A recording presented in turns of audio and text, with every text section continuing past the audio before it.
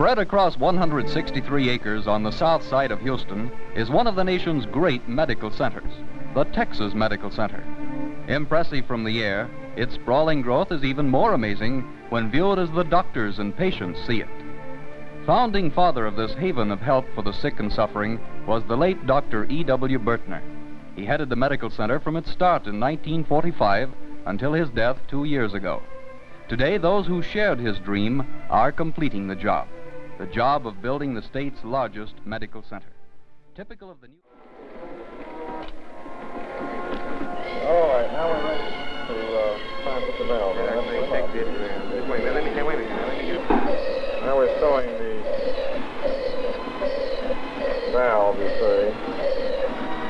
Now we're going to seat the valve. Yeah, swing around a little bit so I'll have you come on here. That's on your side.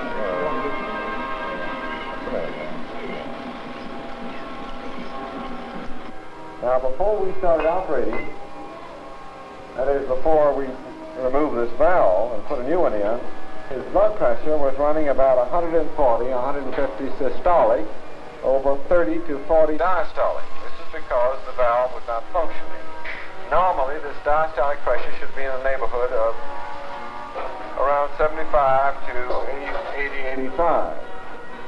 Now you see, we have been monitoring his blood pressure as well as his electrocardiogram and his electroencephalogram all through the operation. And now you can see that his blood pressure is perfectly normal, being around 150 systolic and 80 diastolic.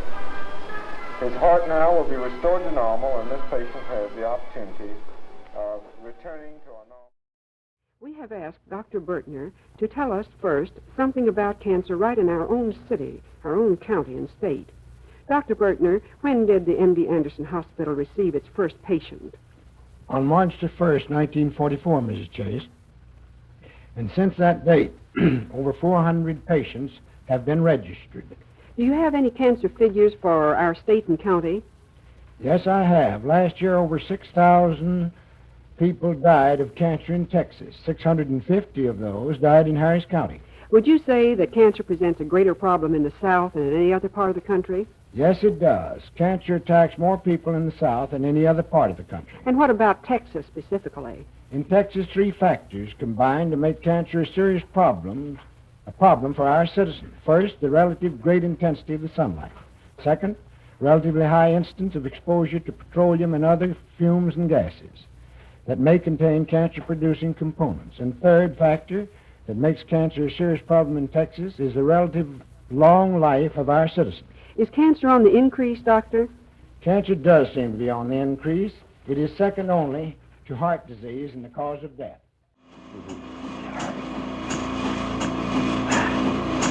You know the day's date? What day today is? Friday. What is it? Friday. What's the date, though? I want to see if you're really in touch with us. The 4th. 4th of what? April. That's right. Can you tell us where you are? You remember? Where? St. Luke's. Where are you?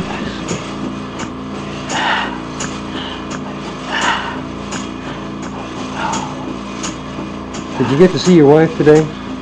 Did you see her when she visited? Did you know that Mike is here? What's your other son's name? Joel. What is it? Joel. And how about the youngest? Marty. Mary? Marty. All right. That's fine.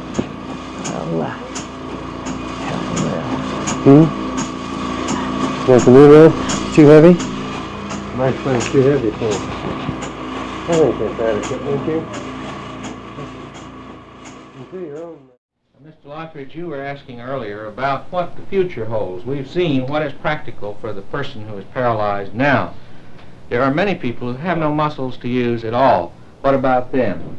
We do not have the answer, but we know what the objectives are. And the objectives are these, that somehow we will be able to synthesize an artificial hand movement for a paralyzed person. We know the dimensions of this problem.